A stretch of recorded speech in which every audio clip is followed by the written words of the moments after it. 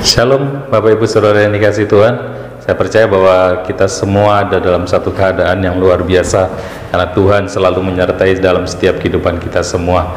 Dan saat pagi hari ini kita ada di hari yang spesial, di mana kita bersama-sama boleh kembali mengingat akan kenaikan Tuhan Yesus ke surga. Kita boleh bersama-sama akan merenungkan kebenaran firman Tuhan. Kita sudah memuji menyembah Tuhan, dan saatnya kita boleh memfokuskan kehidupan kita, hati kita untuk menerima kebenaran firman Tuhan. Mari sebelumnya kita akan berdoa bersama-sama. Bapa yang baik di dalam kerajaan surga, terima kasih Tuhan buat pagi hari ini kami bersama-sama boleh kembali beribadah kepada-Mu, karena kami memperingati akan hari kenaikan Tuhan Yesus ke surga. Kami bersyukur bahwa Engkau telah mati dan bangkit, bahkan saat ini Tuhan kami boleh bersama-sama boleh memperingati akan kenaikan-Mu. Dan biarlah dari apa yang kami boleh percaya bahwa Engkau Allah yang hidup, Engkau naik ke surga, Engkau memberikan janji yang luar biasa dalam setiap kehidupan kami sebagai anak-anak-Mu. Terpujilah nama Tuhan. Bila firman-Mu akan menjadi bagian dalam setiap kehidupan kami semua, kami buka hati kami siap untuk boleh menerima berkat firman Tuhan. Di dalam nama Tuhan Yesus kami berdoa dan mengucap syukur. Haleluya, amin. Ya, puji Tuhan. Bapak Ibu Saudara dikasih Tuhan, minggu lalu saya sudah menyampaikan firman Tuhan tentang penghibur. Saya sudah sedikit menguraikan apa itu pekerjaan dari penghibur, yaitu Roh Kudus, dan saya sudah memaparkan sedikit bagaimana bahwa pada waktu Tuhan Yesus naik ke surga, maka ada yang menggantikan yang lain, yaitu Roh Kudus, yaitu Roh penghibur. Meskipun bahwa Tuhan juga aktif di dalam setiap kehidupan kita, tetapi kita tahu bahwa semuanya ada dalam satu ketritunggalan, di mana ada Allah Bapa, ada Allah Anak, dan Allah Roh Kudus. Nah, oleh karena itu pagi hari ini kita bersama-sama boleh mengingat kembali memperingati hari kenaikan Tuhan Yesus ke surga, dan kita akan kembali belajar apa sih yang dikatakan pada waktu hari-hari terakhir bersama dengan murid-muridnya, dan apa janji-janji Tuhan pada waktu Dia naik ke surga. Ya, mari kita akan buka di dalam Alkitab kita terlebih dahulu dalam Kisah Para Rasul pasal yang pertama. Kisah Para Rasul pasal yang pertama ayat yang ke-6 sampai ayat yang ke, di situ dikatakan sampai ayat yang ke-10 terlebih dahulu. Ya, Kisah Para Rasul pasal yang pertama ayat yang ke-6 sampai ayat yang ke-10, demikian bunyi firman Tuhan. Maka bertanyalah mereka yang berkumpul di situ, Tuhan, maukah Engkau pada masa ini memulihkan kerajaan bagi Israel?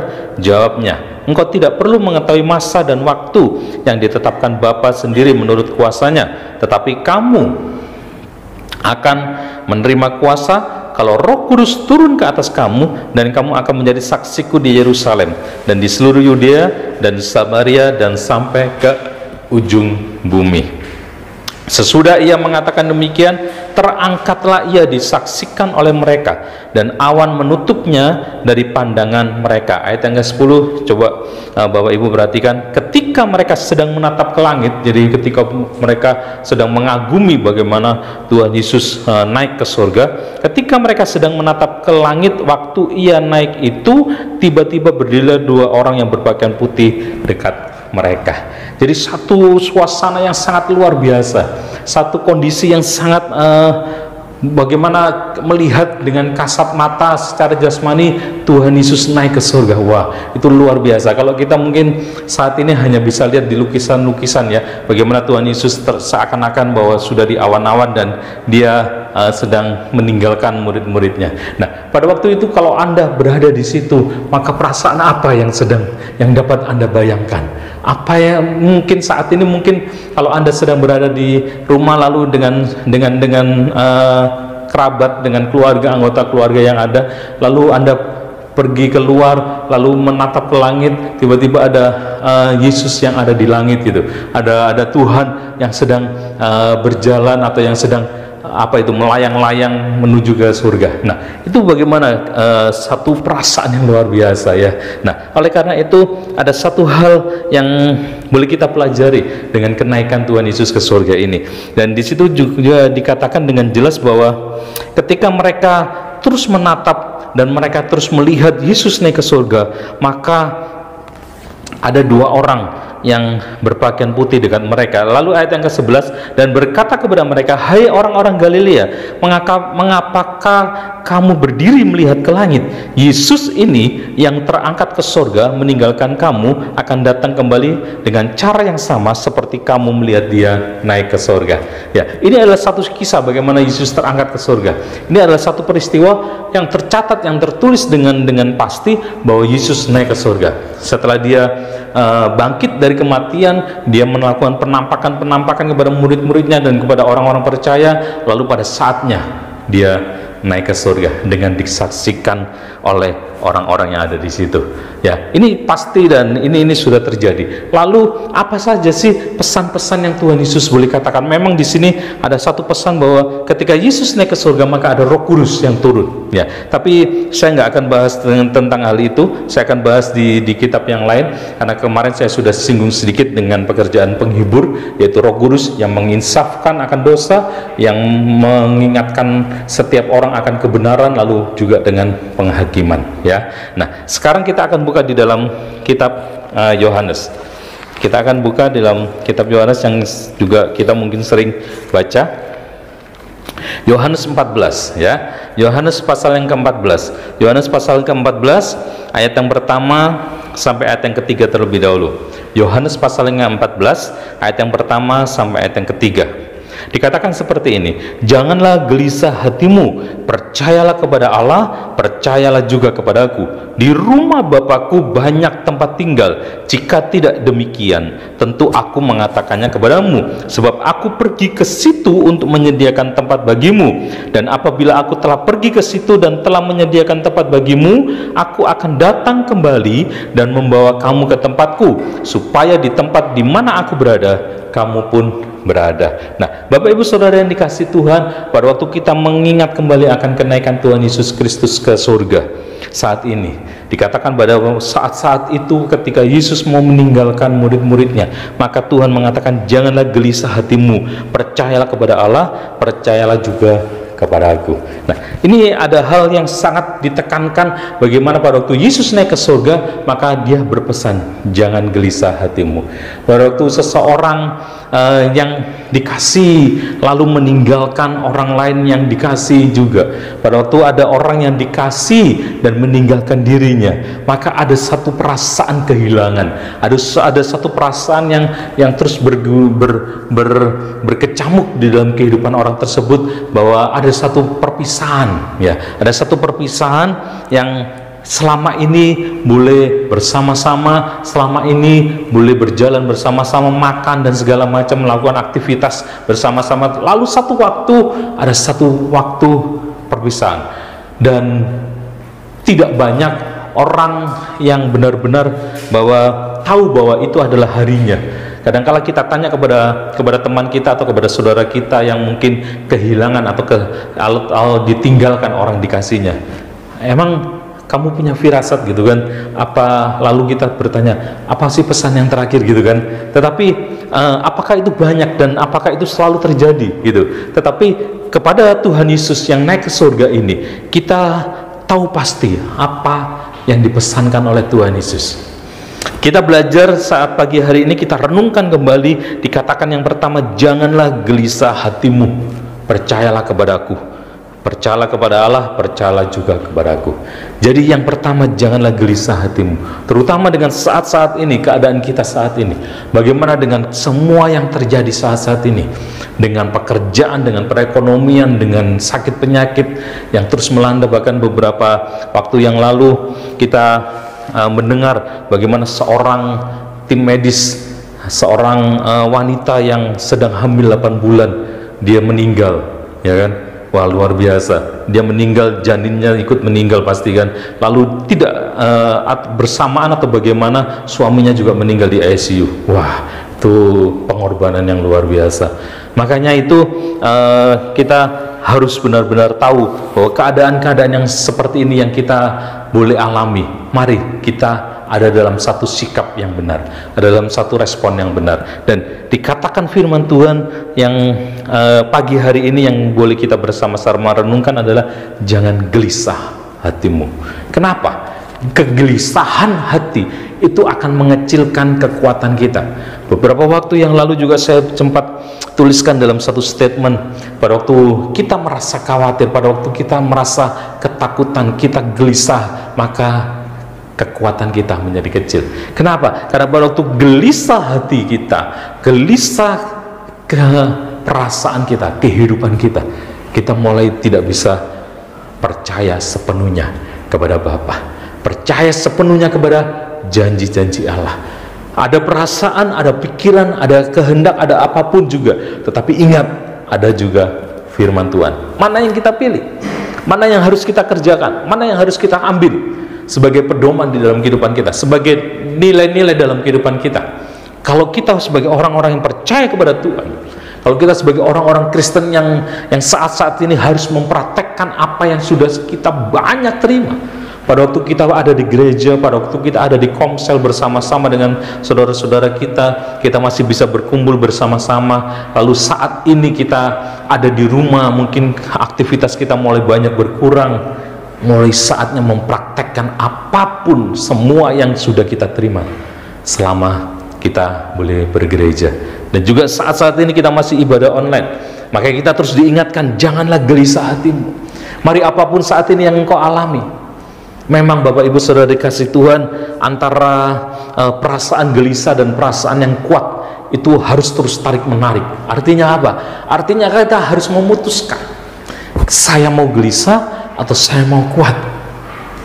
Kalau kita memutuskan bahwa kita dikuasai dengan kegelisahan, kita dikuasai dengan perasaan yang amburadul, kalau orang Jerman bilang gitu ya. Nah, perasaan yang tidak terarah, maka kegelisahan itu akan membuat hati kita tidak bisa percaya kepada Tuhan. Kegelisahan demi kegelisahan, perasaan yang terus menguat itu akhirnya menghancurkan segala iman percaya yang mungkin kita sudah bangun selama ini, yang mungkin kita sudah terus pupuk dari kecil. Mungkin kita sudah rajin sekolah minggu, mungkin terus kita ikut di dalam youth, dalam ibadah-ibadah, lalu kita melayani, kita komsel, kita ikut pendalaman Alkitab. Tetapi begitu ada muncul keadaan yang seperti saat ini kita alami bersama-sama, sudah beberapa bulan, dari Maret, April, Mei, lalu mulai kegelisahan itu muncul, mulai kegelisahan itu menguasai, mencengkram setiap hati, maka iman percaya tidak bisa dipertahankan. Nah, karena itu mulai pagi hari ini dengan firman Tuhan ini kita kembali diingatkan, jangan gelisah hatimu, jangan seakan-akan bahwa Tuhan meninggalkan engkau, jangan seakan-akan bahwa pertolongannya tidak ada dalam kehidupan kita. Tetapi dengan Tuhan Yesus naik ke surga, Dia mengatakan, jangan gelisah hatimu, percayalah kepada Allah, percayalah juga kepadaku. Artinya apa? Artinya kita harus tetap tahu bahwa arah mata iman kita kemana, arah kehidupan kita percayanya kepada siapa. Memang segala realita ada, tetapi di atas segalanya ada iman percaya yang sungguh kepada Tuhan. Nah, berikutnya dikatakan, di rumah Bapakku banyak tempat tinggal. Jika tidak demikian, tentu aku mengatakannya kepadamu, sebab aku pergi ke situ untuk menyediakan tempat bagimu. Dan apabila aku telah pergi ke situ dan telah menyediakan tempat bagimu, aku akan datang kembali dan membawa kamu ke tempatku, supaya di tempat di mana aku berada, kamu pun berada. Setelah Tuhan Yesus mengatakan, jangan gelisah hatimu, percayalah kepada Allah dan percayalah juga kepada aku. Artinya bahwa pada waktu setiap anak-anaknya, setiap umatnya ada di dunia menjalani kehidupannya, pada waktu penghibur itu diutus, pada waktu pekerjaan penghibur itu benar-benar nyata dalam setiap kehidupan orang percaya, maka janji yang harus dipegang bagi setiap orang yang percaya kepada Kristus adalah ada jaminan yang pasti. Ada jaminan yang pasti buat kita semua.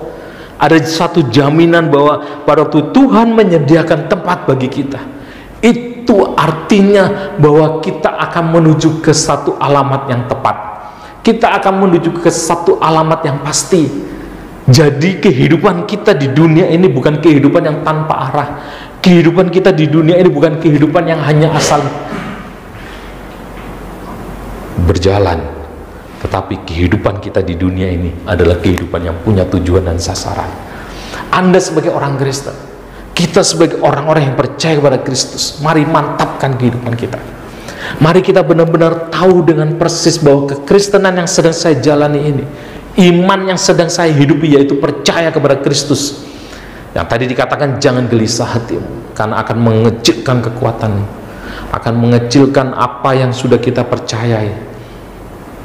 Maka yang berikutnya adalah mari kita bersama-sama tahu bahwa Tuhan menyediakan tempat bagi kita.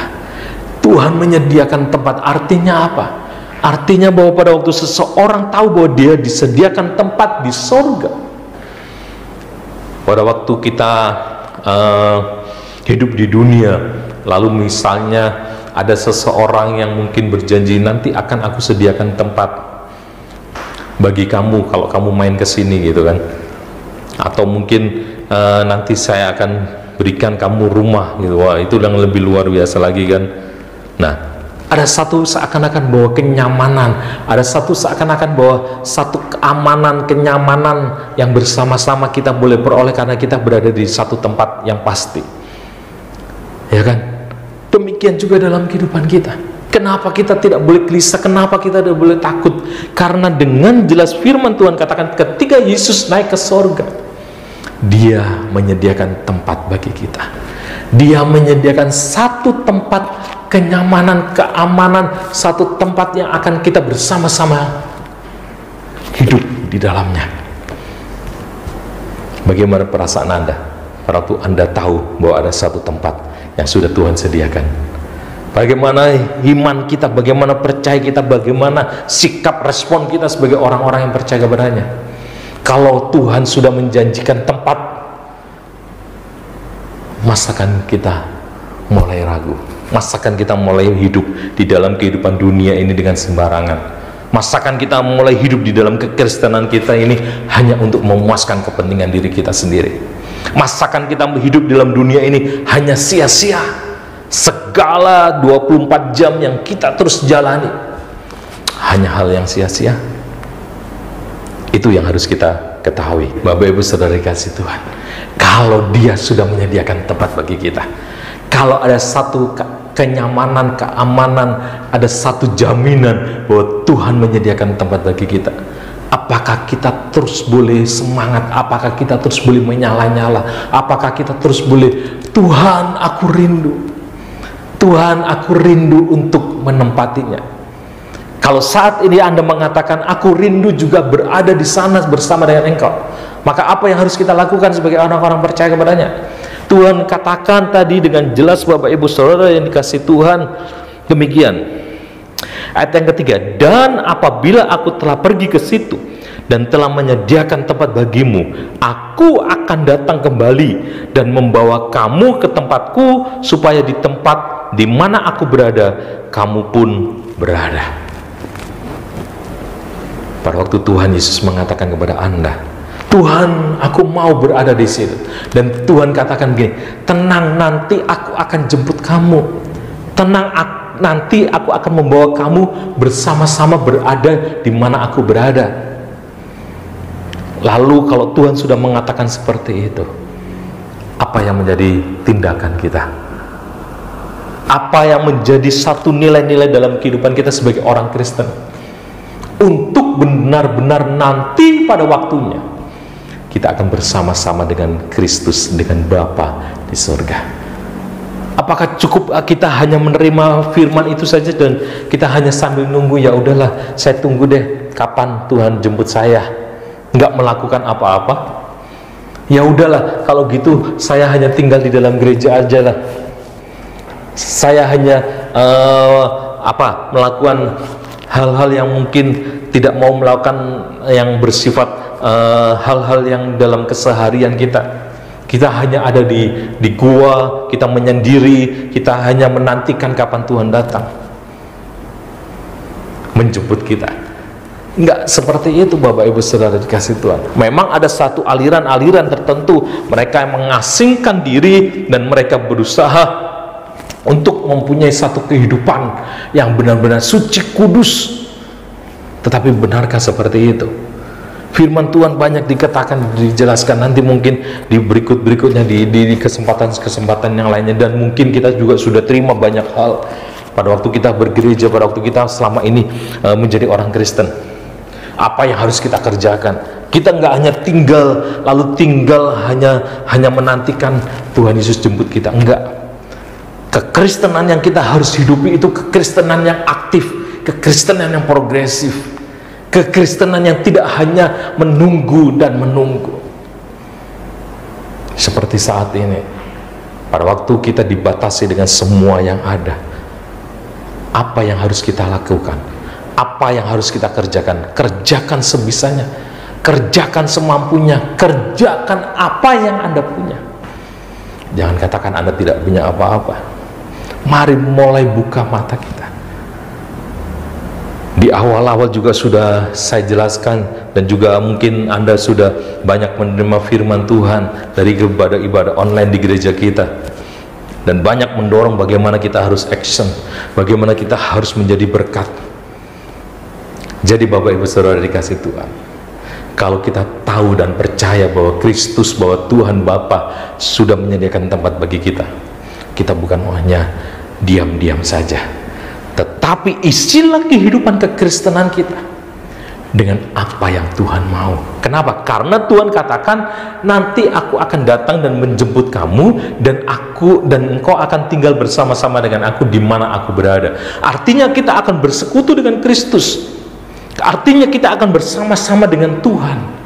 Jadi kalau kita mau hidup bersama-sama dengan Tuhan, dan pasti bahwa Tuhan itu mau bahwa orang yang dijemputnya, orang yang datang tinggal bersama-sama dengan Dia adalah serupa dengan Dia.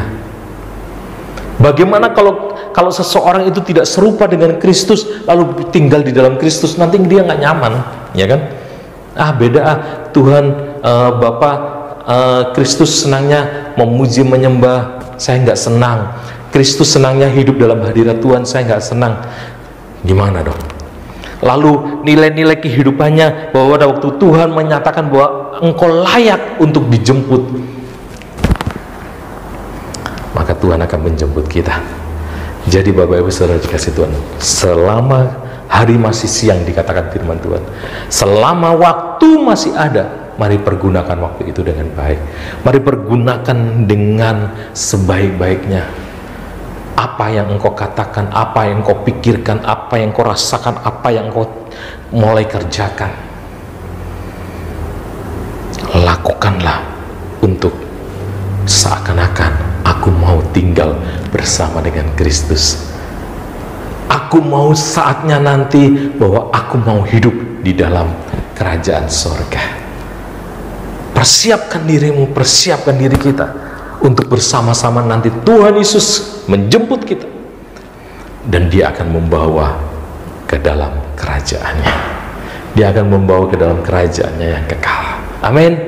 Nah, karena itu Bapak Ibu Saudara dikasih Tuhan, saat-saat ini dalam satu kondisi yang ada saat ini, jangan mengeluh, jangan bersungut-sungut, jangan seakan-akan kita mulai dibatasi dengan satu kotak dan kita tidak bisa bergerak.